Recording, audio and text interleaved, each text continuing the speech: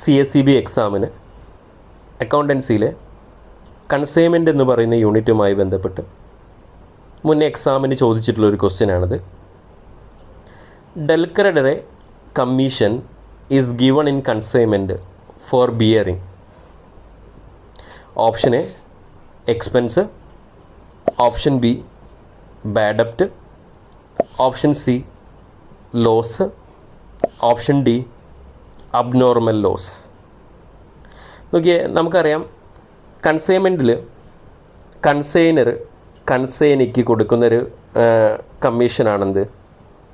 ഡെൽക്രെഡറെ commission.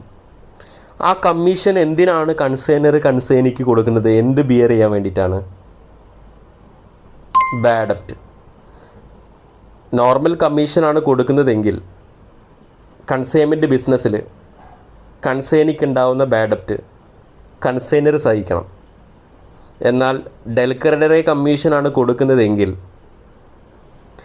Bad ഡെപ്റ്റ്, consignment ബിസിനസ്സിലുണ്ടാകുന്ന bad ഡെപ്റ്റ് ആര് beer ചെയ്യേണ്ടി വരും? കൺസൈനി ബിയർ ചെയ്യേണ്ടി വരും.